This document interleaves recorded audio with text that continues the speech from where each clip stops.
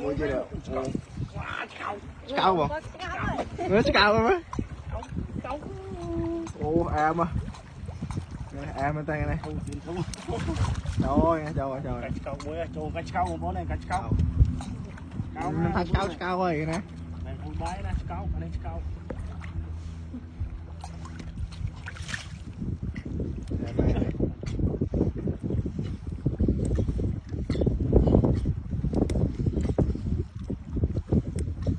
Mầm non thầy bia. Thầy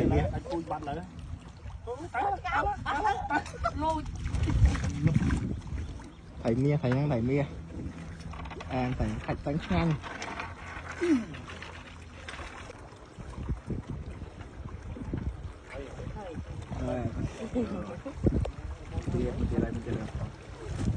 Mua play scout mày. With play chưa? Đã scout cái đạn. Thằng fan một chị hai nè, fan chứ, fan.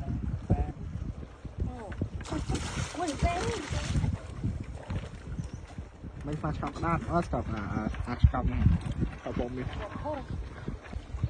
Chuột đây. Mua chia này. Dạ, mua chia đây.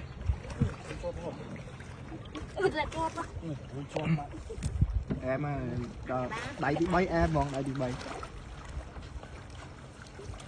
Bay xin thu.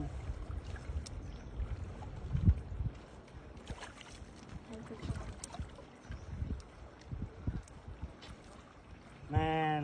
Em. Trời ơi, tôi lọc.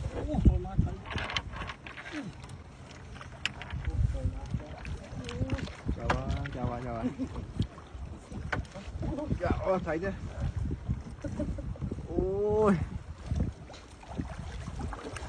Thấy rồi nè. Thấy đó lại.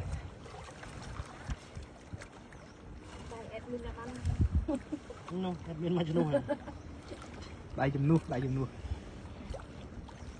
họ bán mà phát sinh. 4 spray.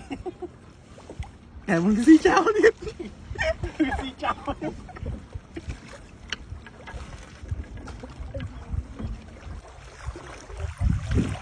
Ôi, cài lực thấy cài đỏ.